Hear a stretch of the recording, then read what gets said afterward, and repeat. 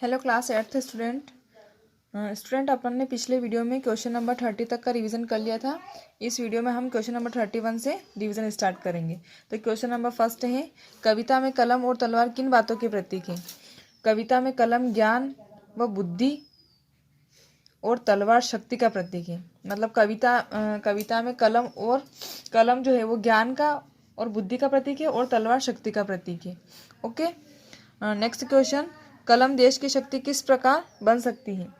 तो कलम देश की जनता के दिलों में जो है देश प्रेम का भाव जगाकर उन्हें जागरूक करती है और यह देश प्रेम ही है किसी देश की शक्ति होता है।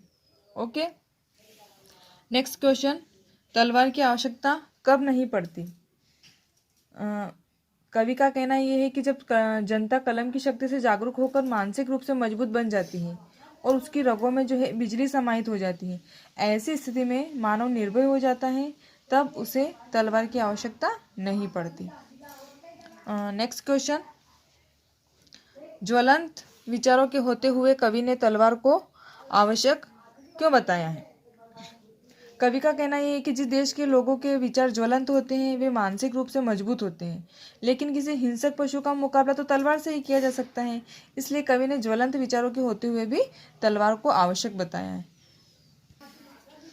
नेक्स्ट क्वेश्चन है, कलम या तलवार से आप क्या समझते हैं? इस क्वेश्चन का आंसर आप खुद लिखेंगे अपनी समझ से। इसका वीडियो देखेंगे, आप रिवाइज करेंगे और वापस से लिखेंगे। ओके, नेक्स्ट क्वेश्चन है, नर और नारी कब निर्भय होते हैं? कविता के आधार पर लिखिए। तो इस क्वेश्चन का आंसर है कि कवि का ये कहना है कि जहाँ कलम अपनी शक्ति दिखाती है वहाँ नर और नारी निर्भय हो जाते हैं। कलम में एक ऐसी शक्ति होती है कि उसका प्रत्येक अक्षर चिंगारी बन जाता है और मनुष्य के भीतर आग जला देता है। उसी प्रकार उसके दिमाग में विचारों के शोले भी भर जाते हैं और बाहों में बिजली की शक्ति भर जाती है। वह कठिनाई रूपी विष का भी पान करने को तत्पर हो जाता है और इस प्रकार वह सभी तरह के भय से मुक्त हो जाता है ना। इस तरह कलम मनुष्य को असंभव कार्य को भी संभव करने के लिए प्रेरित करती है।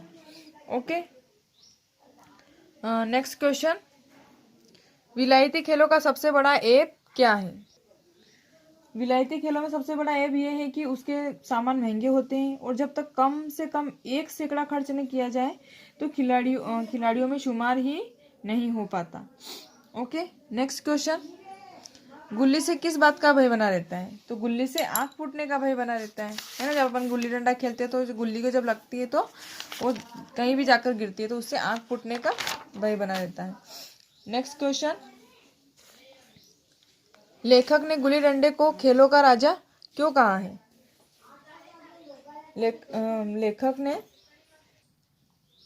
लेखक ने गुल्ली डंडा को सब खेलों का राजा इसलिए कहा है क्योंकि वह कहता है कि इसके लिए न लॉन की जरूरत होती है, ना कोई कोर्ट की, ना नेट की और ना थापी की। मजे से किसी पेड़ की एक टहनी काट ली, गुल्ली बना ली और 2 आदमी भी आ जाए तो खेल शुरू हो जाता है। तो इस प्रकार से जो गुल्ली डंडा है वो तो आसानी से और अच्छी तरीके से खेला जा सकता है, सिर्फ 2 व्यक्तियों की सहायता से भी खेला जा सकता है, इसीलिए उसने खेलों को सबका राजा कहा है। ओके, नेक्स्ट क्वेश्चन, लेखक ने कब सोचा कि गया खेल भूल गया है ना। लेखक ने गया के बारे में बताया कि वह इस क्वेश्चन का आंसर है, गया के साथ लेखक ने गुल्ली डंडा खेलना शुरू किया तो लेखक बेईमानी कर रहा था और गया ये सारी बेकायदियां देख रहा था, सारी गलतियां देख रहा था, पर कुछ भी नहीं बोलता था।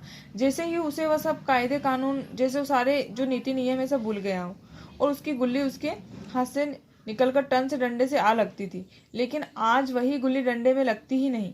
बचपन में मजाल था कि मैं ऐसा घपला कर सकता जिससे उसे जीता जा सकता, ऐसा कोई मैं काम नहीं कर सकता। मेरी ऐसी कोई मजाल नहीं थी कि मैं उससे कोई भी ऐसी तरीके से घपला करूँ या ऐसा कुछ गलत करूँ और कुछ नहीं बोले।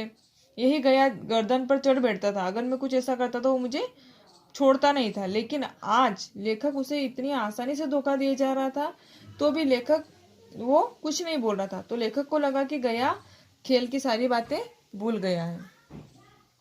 ओके, तो यहाँ तक आप अपनी कॉपी में लिख लीजिए और रिवीजन अपना स्टार्ट करते रहिए। ओके, नेक्स्ट वीडियो में अपन नेक्स्ट वीडियो बनाएंगे जिसमें से क्वेश्चन नंबर 41 से 50 तक का अपन रिवीजन करेंगे। Okay, thank you.